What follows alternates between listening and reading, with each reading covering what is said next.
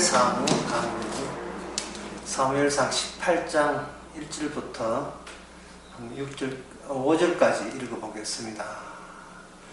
다윗이 사울에게 말하기를 마침에 요나단의 마음이 다윗의 마음과 일락되어 요나단이 그를 자기 생명같이 사랑하니라.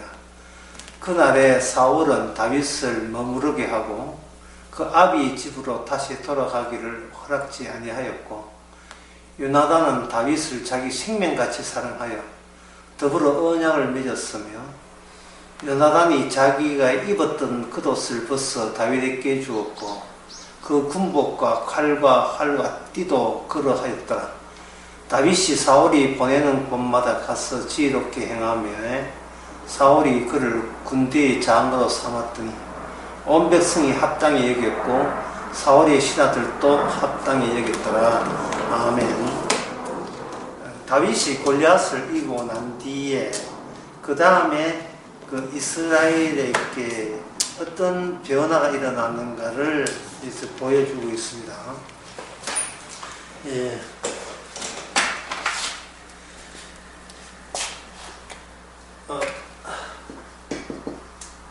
다윗에게 있어서 행한 것이, 다윗은 무슨 전쟁을 했느냐 하면은, 이건 사람 대 사람의 전쟁을 한 것이 아니고 하나님의 전쟁을 한 거죠. 골리앗과의 전쟁은 사람의 전쟁이 아니고 하나님의 전쟁입니다. 이 하나님의 전쟁으로 인하여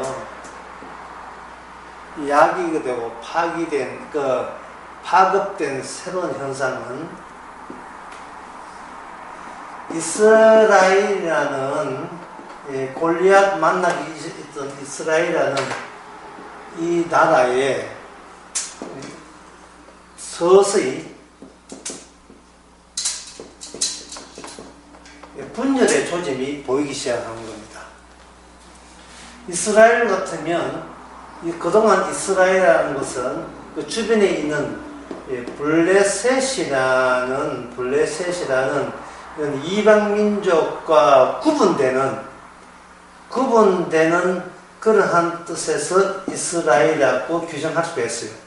현재 이스라엘은 누가 이스라엘이냐라고 물을 때 블레셋이 적으로 보고 또 블레셋을 적으로 볼 수 있는 그러한 단합된 견해를 갖고 있는, 생각을 갖고 있는 사람들의 지파, 그러면 내 이스라엘이라고 같이 규정될 수가 있는 겁니다. 우리 것 혹시 또는 내 것 외에 우리 것에 포함되지 않는 남의 것을 공통적으로 같은 것으로 생각할 수 있는 집단,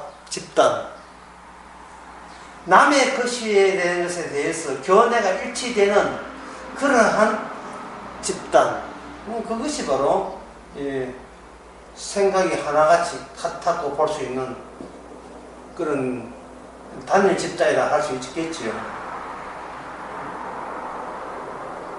그런데 다윗이 여기 개입됨으로써, 다윗이 하나님의 전쟁이나 이름으로 개입됨으로써 얼른 끝을 보게 되면 블레셋이 지고 이스라엘이 이겼다 이렇게 되죠. 그런데 제대로 이야기하면 이렇게 돼요. 이스라엘 내부가 분열이 되면서 다윗이 생각하는, 다윗을 중심으로 하는 이스라엘이 이스라엘이냐, 아니면 기존에 사울 왕을 왕으로 삼는 이스라엘이 이스라엘이냐라고 여기서 갈라진, 이게 차이가 나는 현상들이 이제 일어나기 시작하는 겁니다. 원래 구약에서 하나님의 약속, 언약이라는 것은 기존에 어떻게 돌덩거리가 있다면 이 돌덩거리에 쉐기라 하죠. 이게 약간 틈에 나무 조각을 박아서 망치를 치게 되면, 망치를 치고 겨울에 이런 물 부어버리면 나무가 부피가 늘어나면서 이거 돌이 중간에 이거 뭐 한두 개 치는 게 아니라 여러 개의 나무 쇠기를 박아버리면 돌이 아주 날카롭게 쫙 갈라지겠죠. 이런 쇠기 역할을, 이것이 언약이 개입되게 되면 기존에 있는 같았고 전부 다 같은 사람이라고 여기는 그 성질 자체가 쪼가려지게 됩니다. 갈라지게 됩니다. 구분되죠. 이렇게 세 덩가리, 네 덩가리 이렇게 구분되는 겁니다. 이것이 하나님의 언약의 개입에 의해서 파생된 결과라고 볼 수 있어요. 뭐 교회가 있다면 그 교회가 서로 아는 일가 친척, 그런 친구들이 이렇게 모여 교회 세웠다 합시다. 여기 하나님의 언약의 사건, 하나님의 성령이 오게 되게 되면 이 교회가 성령 받은 자와 받지 않은 자 다 쪼가리 나는 거예요. 하나님의 언약을 이해하는 자와 이해하지 못한 자 쪼가리 나겠죠. 그러면 이 교회가 둘로 나눠졌다가 칩시다. 여기서 멈출까요? 예, 택도 없는 소리죠. 언약을 알고 십자가 안다고 여겼던 이 교회가 또 다시 하나님께서 여기다가 사건을 부여해버리면 십자가 안 나서 한 게 또 얘 또 갈라지겠죠. 그렇게 갈라지면서 어떤 현상이 일어나냐에 대해서 여기 사무엘상 18장 2절에 보면 이런 말씀 나옵니다. 오늘 강의에서 제일 중요한 건데요. 생명같이 사랑한다. 사랑한다. 자, 이 사랑이라는 말이 나오는데 앞에 사랑을 할 때 어느 정도 사랑하느냐. 만약에 사랑에 대해서 밋밋하게 되면 이건 사랑이 아니고 이게 이용하겠다는 의지요. 감추어진 의욕이 있어요. 그런데 사랑을 이용하겠다 이해한다면 나 당신 좋아해, 당신 필요해, 당신이 날 지켜줘야 돼, 당신이 날 보호해줘야 돼. 이거는 뭐냐면 내 생명은 건드리지 말라는 거예요. 당신보다 내가 더 아깝다는 겁니다. 이럴 경우에 이 사랑이라 하는 것은 집착이며 그 이용하기에 불과한 겁니다. 이걸 처음 강의 들어오면 나라는 이게 덩어리, 나라는 이 덩치는 절대로 깨지거나 분열되지 않겠다는 비장한 그 각오를 단단히 하고 있는 입장에서 내한테 필요한 것들을 따로 갖고 오겠다는 그런 노림수가 작용하고 있습니다. 이걸 나쁘다고 할 수도 있는데요. 사실은 세상 돌아가는 게 다 이렇잖아요. 소년 다윗이 그 사울왕 입장에서 어떤 입장이냐? 그냥 고맙지요. 고맙고, 왕의 체면을 세워줬고, 이스라엘이 블레셋에 먹히지 않도록 해줬으니까, 그 백성들도 그냥 고마운 거죠. 하지만 이것은 무엇을 전제하냐 하면, 내가 여기 있는데, 이 덩치의 주인공이고 왕으로 있는데, 소년 다윗이 와서 도와주었다는 거예요. 도와주었다. 단지 도와준 거예요. 나의 이 원래의 것이 안 깨지도록, 흠집나지 않도록 잘 되게 도와준 거예요, 지금. 좋은 애는 이런 거예요. 병든 환자가 병원에 갈 때, 그 병원을 위해서 못 맞추러 간 게 아닙니다.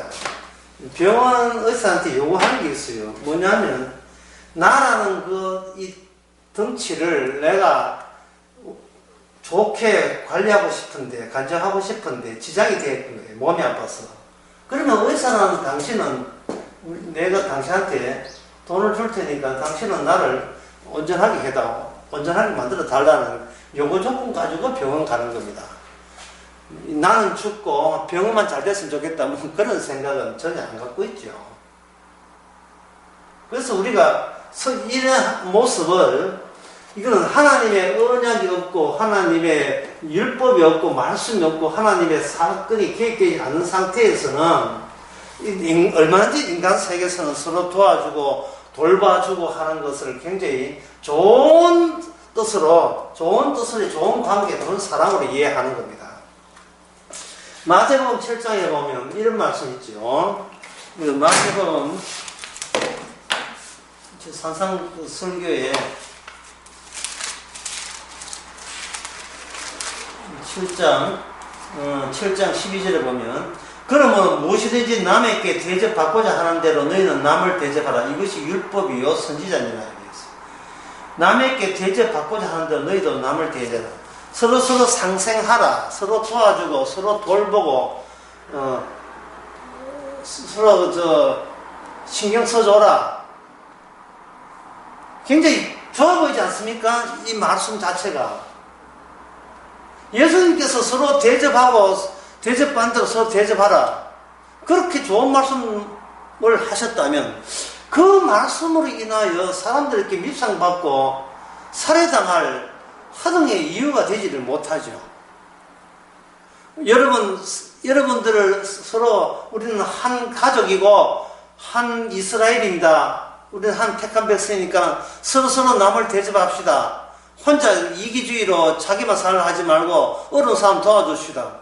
라고 예수님께서 그런 취지로 이야기했다면 예수님께서 구태의 사람들에게 그렇게 공격받을 이유는 전혀 없지요. 선한 분이구나. 저분은 우리한테 필요하다. 그래 우리가 놓친 걸 이야기하는구나. 너무 개인적인 이익만 생각하지 말고 남을 생각하고 어려운 사람 도와주자. 그렇게만 생각한다면 이 세상이 아름다운 세상으로 그냥 있겠지요. 여기에 그렇게 한다면 제가 아까 말씀드린 분열될 하등의 이유가 없는 겁니다. 분열될 이유가 없지요. 어떤 사람이 교회를 세워가지고 천국 보내준다는 것은 이제 보통 상품으로 걸지요. 우리 교회 나오면 천당 갑니다. 죽어서 지옥 갈래요? 천당 갈래요? 천당 가고 싶으면 우리 교회 나오세요. 라고 선전해가 죽음 후의 공포, 또는 죽음의 공포를 갖고 있는 사람들이 많이 교회에 나왔다 이 말이죠. 나오면서 하나님께서 구원해 주셨으니 그냥 빚은 오지 말고 11조를 빌어서 돈 좀 내세요. 그 돈 좀 냈더니만 돈이 모여가지고 사람들 더 하나하나 크게 넓게 확장하기 위해서는 예배당 필요합니다. 그 예배당 신축 사업까지 다 해줬다는 말이에요. 그 교회가 세웠잖아요. 그러면 여기 돈 낸 사람, 이 장로들이나 오래 다니는 사람은 기대가 뭡니까? 이 교회가 깨지기를 원합니까? 분열되기를 원해요? 아니죠. 처음에 자기가 했던 이 교회가 계속 유지되기를 원하는 겁니다. 이 유지되기 원하는 이 마음이 뭐냐? 현재 이스라엘의 사울의 왕의 마음이다 이 말이죠. 또 예를 들면 어느 부모가 있는데 결혼해가지고 너무 사이가 좋다 보니까 자녀가 한 5명 생겼다. 5명 생겼어가지고 이 부모의 전전 연세가 많고 이제 힘이 없을 때, 그럴 때 이 늙은 부모님의 속망이 뭡니까? 이 5명 된 자녀하고 자기가 좋은 관계 유지하기를 원하겠죠.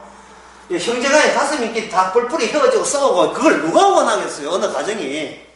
그 어떤 가정이라도 하나 되기를 원하고, 교회도 하나 되기를 원하고, 회사도 하나 되고 번창하기를 원하고, 교회도 번창해서 부흥되기를 원하듯이, 분열이라는 것은, 인간의 생각이 아예 분열이라는 것은 이건 나쁜 것이라고 각인되기 때문에 이런 것을 의도한 사람은 이 세상에 아무도 없어요. 분열되기 좋아하는 사람은 어디 있습니까? 친구 사이가 해외 여행지 가게 되면 사랑의 자물통이라는 게 있잖아요. 자물쇠하고 있잖아요. 딱 잠가놓고 두 번 다시 우리 사이는 영원토록 헤어지지 않으리라. 결혼하기 전에 약혼 사이 때 그럴 때 가가지고 또 자물쇠 채우고, 남산에 가도 있고 뭐 일본에 가도 있고 저 외국에 가도 있고, 그 프랑스 파리에 어떤 그 다리에도 있고 전부 다 이 자물쇠 채워가지고 우리의 결속을 다지잖아요. 이 분열과 반대가 된다고요. 분열되는 것은 다 사람들 다 싫어해요. 왜? 그가 하나 되기 위해서 그동안 들인 미천이 한두 푼이 아니다 이 말이죠. 정성도 그렇고 돈도 그렇고 마음도 그렇고 온갖 내 마음을 다 부었는데 이게 어느 날 한순간에 말 잘못해가 삐져도 싸워서 분열된다면 그동안 그 공들였던 것이 얼마나 아깝습니까? 오히려 이 분열 뒤에는 뭐냐면 강력한 폭소와 정오가 발생될 거예요. 그런데 하나님 지금 우리가 하는 게 이 사무엘상이 구약입니다. 신약이 아니에요. 최종점이 아니다. 마지막이 아니에요.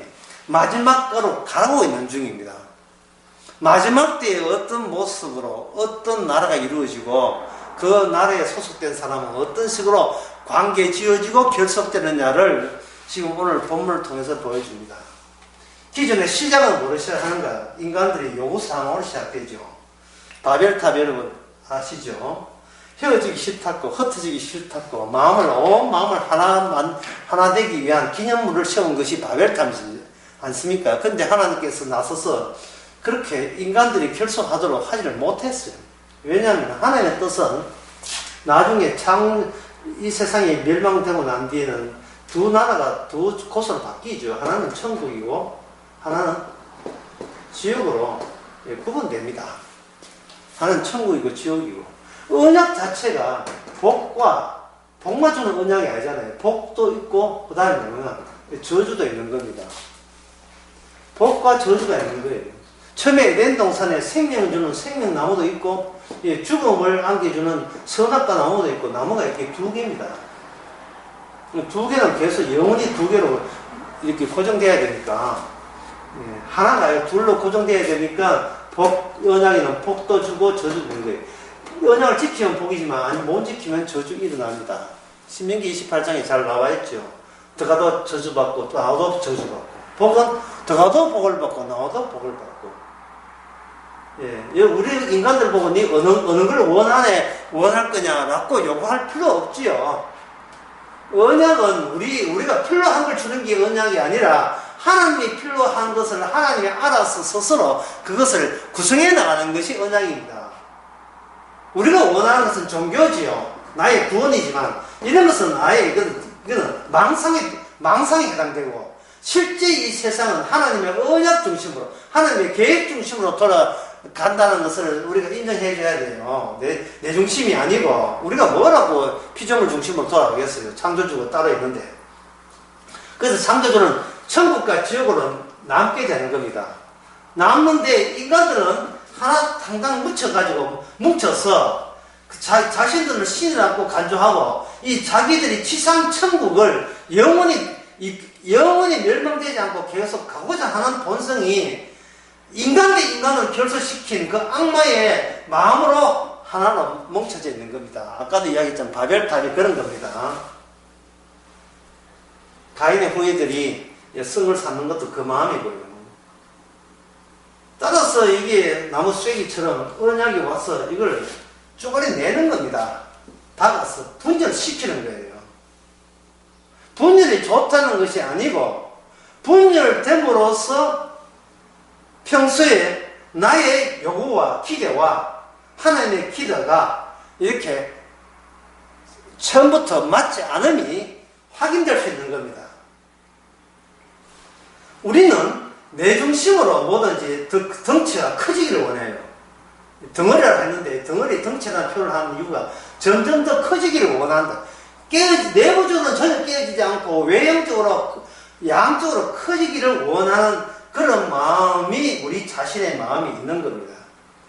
그래서 저는 이것을 이 단체, 조직체에 저는 이걸 하나의 생명이라고 저는 이렇게 부르고 싶어요. 생명, 물론 이 하나님 모신 이 죽음 자체지만 인간들은 그걸 생명이라고 하는 겁니다. 가족이 5식, 7식구가 잘 있는 것이 어떻게 그 죽음으로 보이겠어요? 마치 생명이 넘치고 활기가 넘치고 웃음이 넘치고 행복이 넘치는 이상적인 가정이라 볼 겁니다. 교회가 하나 되어서 항상 웃고 찬양하고 서로 나눠주고 한다면 모든 사람이 부러워하는 교회가 될 거예요. 이 교회가 쪼가리 나고 또 쪼가리 질 것을 원하는 사람은 아마 아무도 없을걸요. 사람들의 그 인생 가운데 괴로움이라는 것은 이렇게 헤어짐이에요. 헤어짐. 이별하는 거. 지금 이별하고 헤어지는 거. 하지만 결국 인간에게는 죽음이라는 게 와가지고 헤어질 수밖에 없지요. 자, 그러면 여기서 우리 아는 이야기 한번 해봅시다. 왜 사울은 골리앗에게 달려들지 않았습니까? 왜 사울은, 그리고 사울의 신하들은 골리앗에게 달려들지 않았습니까? 그거는 뻔하죠. 자기 죽는 것이 뻔하니까. 죽기 싫어서 달려들지 않았던 겁니다. 죽기 싫어서. 자, 죽기 싫다는 말은 뭐냐면, 내 생명을 아끼고 싶어서 달려들지 않았던 거예요. 근데 오늘 본문, 사무엘상 18장 2절에서는 요나단은 사울의 아들입니다. 사울의 아들이 다윗을 보고, 다윗을 사랑할 때 어떻게 사랑했냐면, 자기 생명같이 사랑했다. 더 노골적 말해서, 생명이라는 것은 자기가 생명이 주인이잖아. 근데 타인을 자기 생명에 사랑했다는 말은 그 사람을 위해서 내 생명을 또 아깝지 않게 되었다. 그런 뜻이거든요. 당신을 위해서라면 죽는 것도 나는 마다하지 않겠다는 거예요. 바로 이 요나단의 마음이 소년 다윗이 골리앗을 대할 때 그 마음을 반영해주고 있는 겁니다. 언약이 블레셋의 포위되어 있는 그 이스라엘의 공공하고 난처한 환경에서 소년 다윗이 침투할 때 소년 다윗은 뭐라고 했습니까? 이번 전쟁은 사람의 전쟁이 아니고 하나님의 전쟁이죠. 하나님의 전쟁이 개입되면서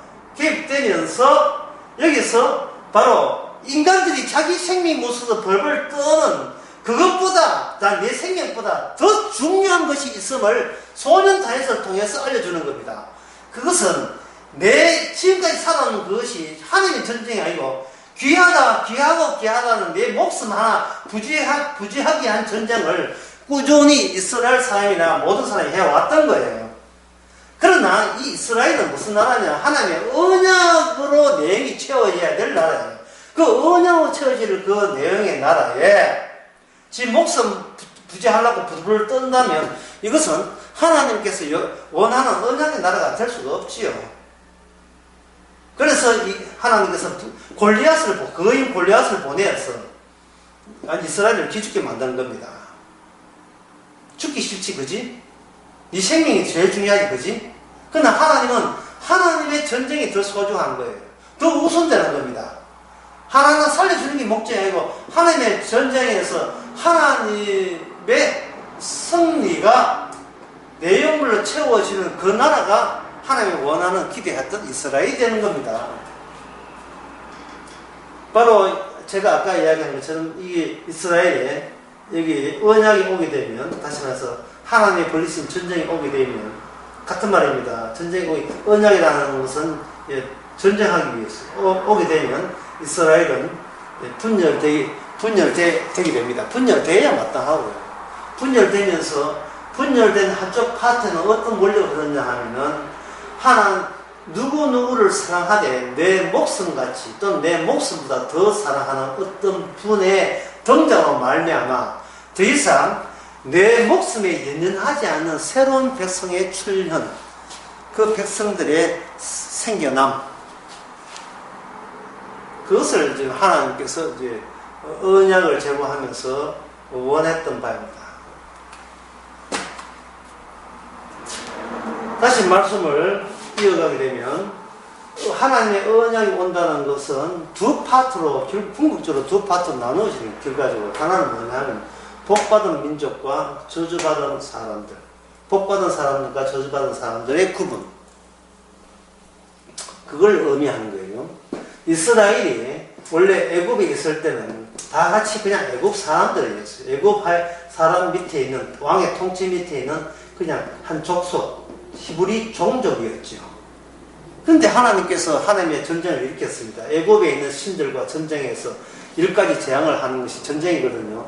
전쟁해서 애굽의 신들이 여호와한테는 못당한다는 것을 그들로 자인하고, 모세를 통해서 전달할 때는 내 백성 보내라, 시내 산에서 제사 드리려고 하는데 왜 붙잡고 있느냐, 빨리 보내라 라는 그러한 언지를 애굽의 바로왕에게 모세가 전달합니다. 자, 애굽의 바로왕 입장에서는 히브리인들을 보내기 싫은 이유가 그들은 어디까지나 하나된, 하나로 결석된 애굽 나라의 소속이 일부라고 간주하고 있는 거예요. 그리고 그들은 하나의 일하는 기계, 곧 노예로서 있기 때문에 일하는 기계가 빠져버리면 공장이 안 돌아가잖아요. 그래서 그 히브리인들을 저임금에다가 부려먹고 노예로 부려먹고 그들은 그거를 동료로 해서 애굽 나라를 결속하고 더 키우고 확장하려고 시도한 겁니다. 이처럼 구원이라는 것을 구출하는 것은 이미 전제하는 상황이 전제된 상황이 사태가 먼저 있어요. 하나님의 마음에 들지 않는다는 뜻입니다. 여기 하나님의 약속, 어린 양의 피를 발라가는 약속이 주어지게 되면 애굽 나라가 해서 히브리인들이 나오지만 애굽 나라 입장에서는 사실 애굽 나라가 분열된 거죠. 애굽 나라의 일부가 있던 종족이 자기의 통제하에 바깥으로 벗어나니까 그만큼 애굽 나라가 손해를 본 겁니다. 애굽 나라 입장에서 그런 거예요. 그리고 마다들까지 죽었으니까 왕위 계승에도 문제가 생겨버리고, 그래서 이스라엘 나라 자체가 이미 애굽에서 기준에서 나올 때 히브리인들도 자기가 새로운 나라 만든다는 것은 상상도 못했습니다. 이게 이미 막 애굽 나라의 일부였는데 나오게 되게 되면 애굽 나라라는 나라 따로 생겨버리고 이스라엘이라는 나라도 따로 생겨버려요. 야곱에게 하나님이 찾아갔을 때, 언약을 다시 찾아갔을 때 야곱이 한 몸인 줄 알았어요.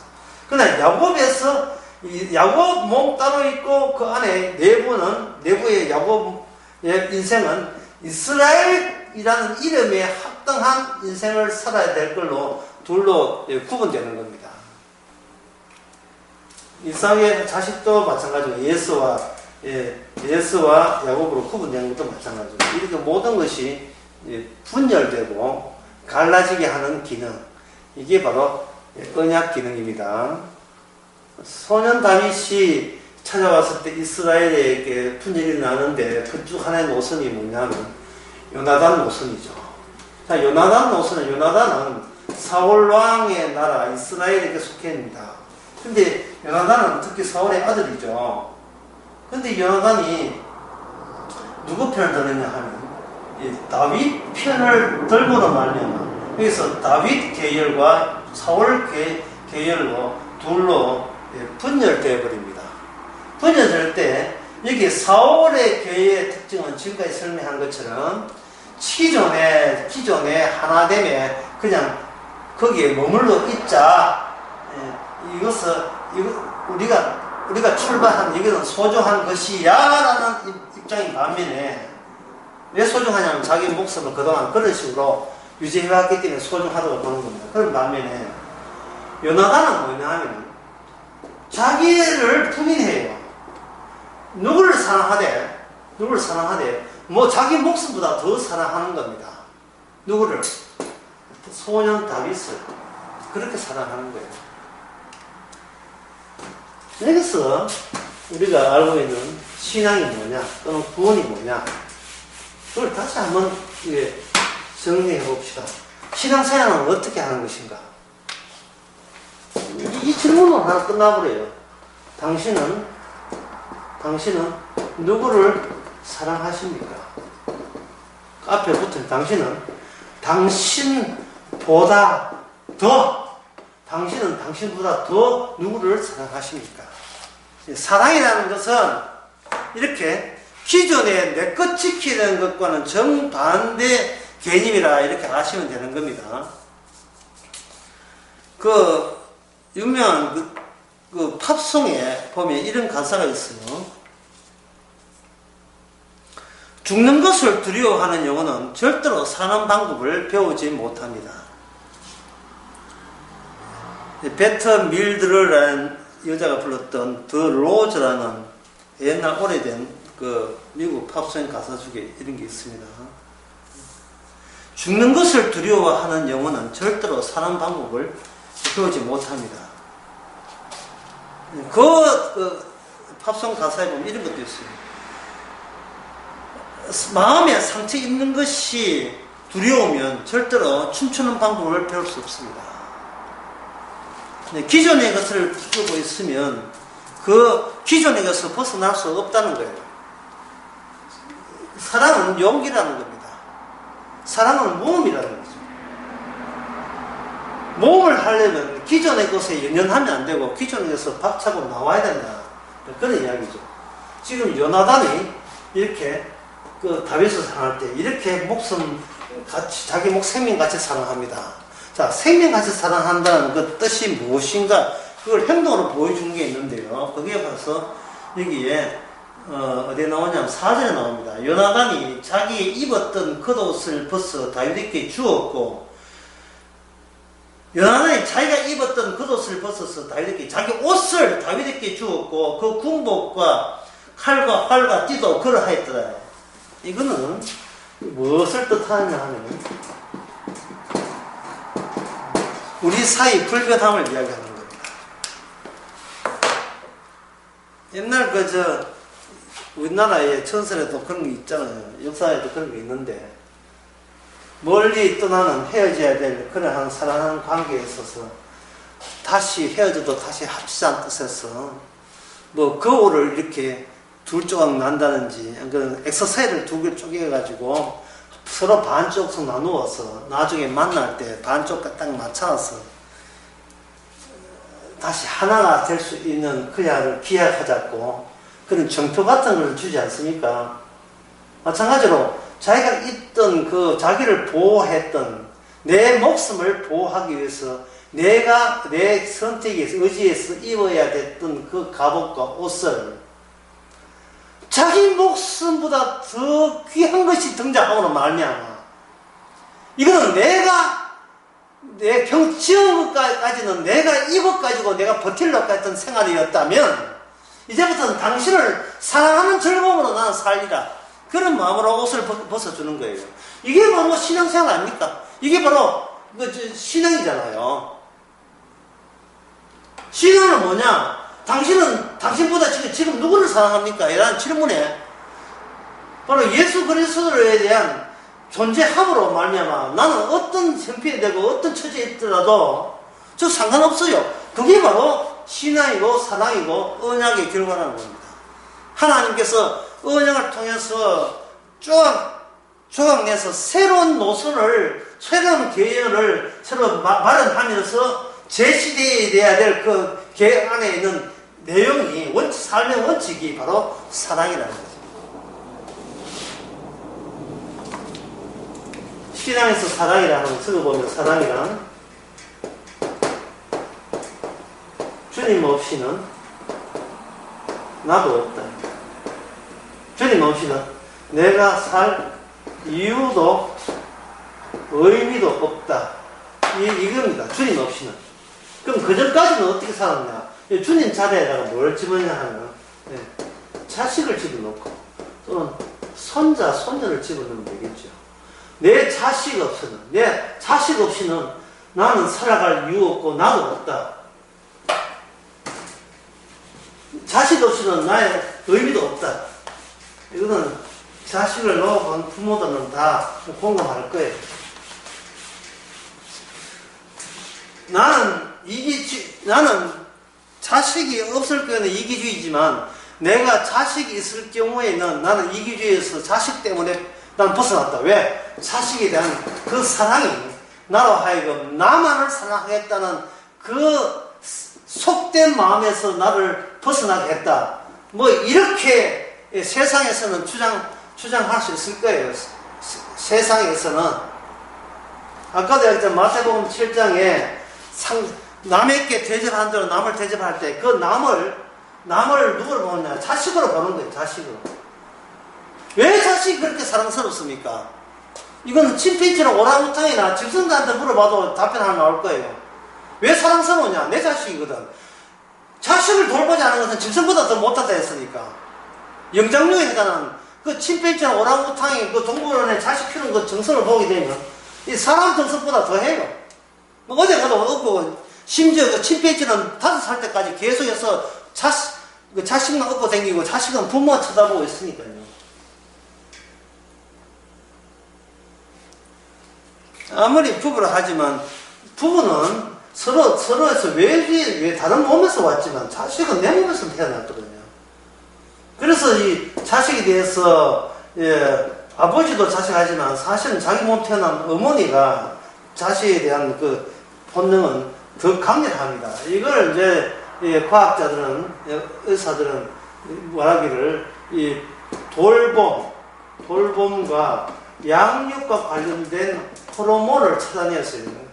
옥시토신이라는 호르몬이 나옴으로써 이거는 본능적으로 우리의 몸은 자식은 부부를 양육하고 돌보게 되어 있다는 겁니다. 이 옥시토신이라는 것은 베풀어주는 거, 돌보는 거니까 옥시토신을 새로 생산해가지고 이걸 뿌려버리면 그 사람의 성격도 변화되어가지고 생판부지의 사람에게도 정성과 예정을 쏟고 친절을 베푼다. 뭐 이런 것을 심리학적으로 뭐 이렇게 논문도 쓰고 하는 그런 결과들이 보면 나와요.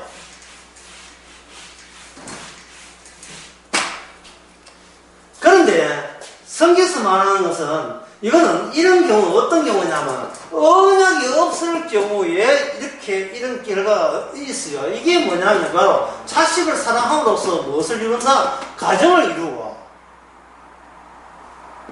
그 가정을 지키기 위해서 가정은 내 목숨보다 더 소중한 내 후손들, 내 자식들을 내 이 가정을 지키기 위해서 필요한 국가이기 때문에 나는 국가를 사랑한다. 이 조건부로 들어가는 거예요.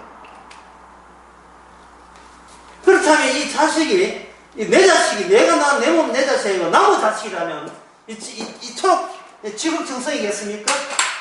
아니죠. 여러분 아시다시피 아브라함 언약에 있어서 하나님께서 아브라함께 신앙을 측정할 때 뭘 가지고 측정했습니까? 기도를 뭐 한 2시간 하라든지 헌금하라 뭐 그런 걸로 신앙 측정했던가요? 하나님은 정말 인간의 능력으로 도저히 해내지 못한 것을 시험 문제로 출제해버린 거예요. 인간이 할 수 있는 사랑에 대해서 인간이 할 수 있는 사랑과 인간이 할 수 없는 사랑, 인간이 할 수 없는 사랑과 할 수 있는 사랑을 구분해버리는 겁니다. 천국이라 하는 것은 인간이 해낼 수 없는 그런 사랑의 관계로 엮여질 때만 천국 가는 거예요. 인간이 할 수 있는 모든 것은 천국에 가지 못하고 지옥에 가는 겁니다. 사람이 죽음이라는 걸 앞두고 인간은 내가 사는 이유가 내 때문에 산다는 것을 다시 한번 절감하게 될 겁니다. 내 목숨보다 더 소중한 것이 없다. 죽음 앞에서. 그런데 나는 내 목숨보다 자식 목숨이 따뜻하기 때문에 나는 자식을 죽겠다 하거든요. 자식을 위해 죽겠다. 얼른 보면 이거는 죽음조차도 숭고한 사람을 이겨낸 것처럼 보이죠. 근데 그 자식이 만약에 시름시름 아프다면 어떻게 합니까?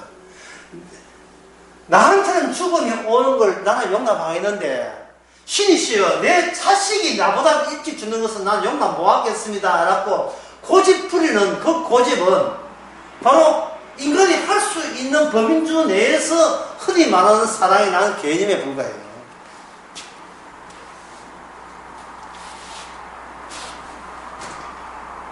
진정한 믿음이라 하는 것은 아브라함을 통해서 하나님께서 보여줬어요. 아브라함은 뭡니까? 뒤에 보는 게 아브라함은 언약이죠. 언약이 옴으로써 아브라함과 이삭은 결국 죽음을 통해서 언젠가는 이별해야 된다는 말이죠. 그러니까 요나단은 다윗을 만날 때 나의 이별 그 후회가 되더라도 이어질 수 있는 관계는 바로 다윗에게 일어난 하나님의 전쟁, 하나님의 언약 개입, 하나님의 일에 대해서 요나단은 자기의 목숨 바쳐서 다윗이 일어난 그 하나님의 일에 자기가 결속되어 이어지는 거예요. 링크되는 겁니다. 연결되기를 원했던 겁니다. 내 목숨은 내가 죽을 때 이전까지만 유효하지만 죽고 난 뒤에는 내 목숨도 내가 붙을 수 없지 않습니까? 따라서 내 목숨보다 내 생명보다 더 원래적인 생명 하나님과 함께 있다고 느껴지는 그 다윗을 요나단은 결속하기 위해서 사랑하고, 그동안 자기가 살아온 방식, 자기가 입었던 옷까지 다윗에게 입혀줌으로써 여기 불변함을 표현하고 있습니다. 그래서 이거는 무슨냐? 사랑의 불변함이죠. 사랑하니까 불변하지 말라는 아니라 진짜 사랑 오게 되면 불변하지 말라고 저절로 이 불변함에 모든 것을 올인할 수 있다 이 말입니다. 다시 한번 물어보기에 신앙생활하는 건 뭡니까? 신앙생활하는 것은 자기에게 관심 없을 정도로 누구에게 주님이죠. 주님 있음에 늘 감사합니다. 자기에게 관심 없을 정도로, 자기에게 신경 쓸 필요도 없을 정도로, 자기에게 모든 이야기가 너무나 시시하고 사소한 일이고 가볍게 느껴질 정도로 주님이 있으면 그걸로 됐습니다 하는 것이 진정한 신앙생활입니다. 이것은 인간의 힘으로 될 수가 없어요. 아까 마태복음 7장에서 주님께서 남을 대접하고자 하는 대로 대접하라 했는데, 남을 대접하는 대로 대접하라 하는 것은 이미 그 조건들이 있죠. 내가 저 사람을 저렇게 대접하게 되면 그 사람도 나를 대접할 것이다. 이미 조건들이 발생되거든요. 오른손에 하는 걸 왼손에 모르게 하는 것도 마찬가지입니다. 인간들이 할 수 있는 것 같은데 막상 하려고 한다면 자기의 이기성이 폭로되는 말씀들을 산상설계에 담아주신 거예요. 이것이 선지자고 율법이라는 이 말은 구약 전체가 인간의 죄를 덜추어내는 기능으로 작용한다, 그런 뜻입니다. 그래서 남에게 대접한다는 그것이 사랑이 아니라 아예 나를 잊어버리는 거예요. 내가 언제 대접했나? 오른손에 하는 걸 왼손에 모르게 하는 것처럼 진짜 죄진 내 오른팔을 잘라내도 아이고 잘 잘라냈습니다. 나 같은 것은 오른팔도 내한테는 없어도 괜찮습니다 할 정도로 자기 자신에게 집착하지 않는, 자기 목숨과 생명에 집착하지 않을 정도로 나보다 더 중요한 분이 등장해서 하게 만드는 그것이 바로 언약의 개입이다 이 말입니다.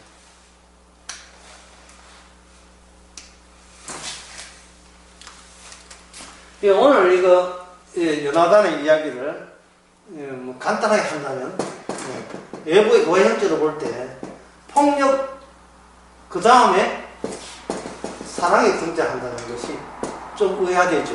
폭력이죠. 폭력이라는 것은 극한적인 행위를 두고 이야기하는 겁니다.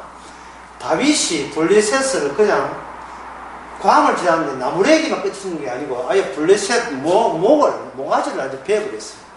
그것도 자기 칼에 블레셋 칼을 가지고, 블레셋이 아니잖아. 골리앗을 쳐부시고, 골리앗 장수의 칼을 가지고 골리앗의 목을 쳐버렸습니다.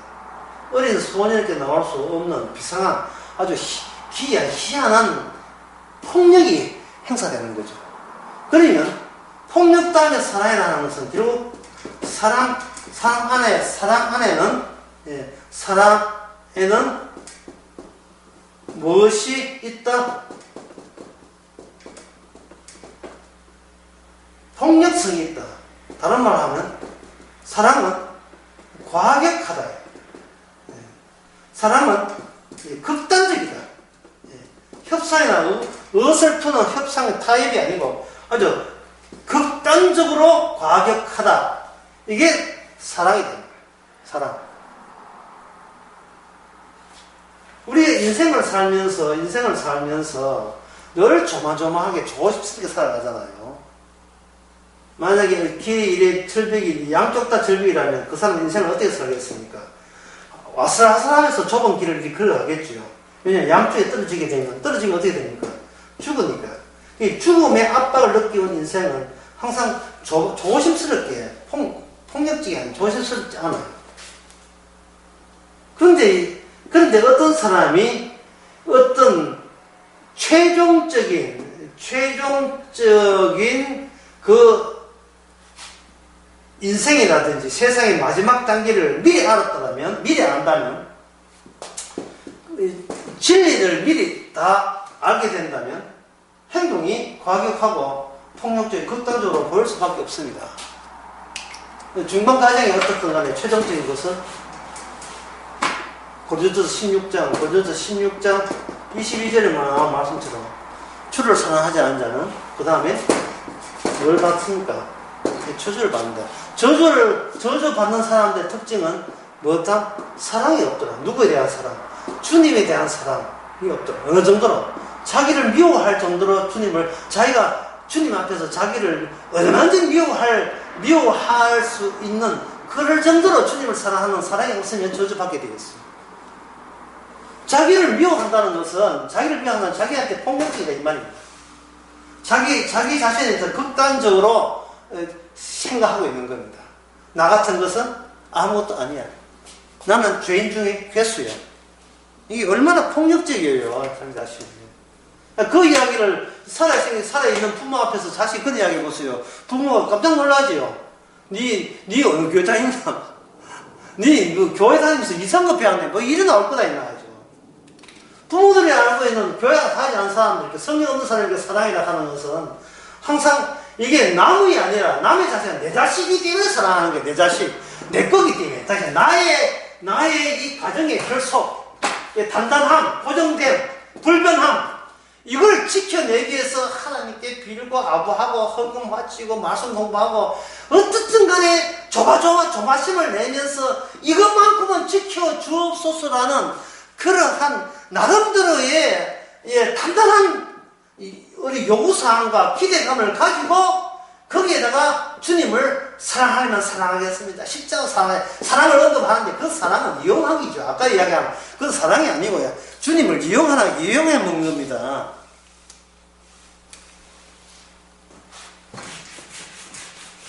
더 로저는 그 팝송 가사에 나오는데 죽는 것을 두려워하는 영혼은 절대로 사는 방법을 배우지 못합니다.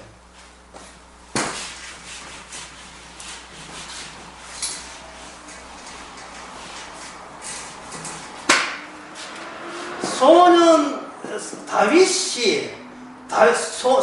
다윗이 철딱선이 없으므로 골리앗을 이긴 게 아니에요. 소년 다윗이 너무 무모함 때문에 무모함이 용기로 바뀌어서 용기처럼 보여서 골리앗을 이긴 게 아닙니다. 다윗은 분명히 이 전쟁은 인간의 전쟁이 아니라는 것이에요. 다시 말해서 소년 다윗이 하나님의 전쟁을 사랑했기에 자기가 너무나 아무것도 아니기에 얼마든지 하나님의 스시로운 대로 그는 서였던 겁니다. 바로 이러한 원리가 이스라엘 내에 균열을 일으키면서 이것이 새로운 노선과 기회를 만들어내는데 그것이 바로 다윗과 요나단의 결속, 사랑의 관계입니다.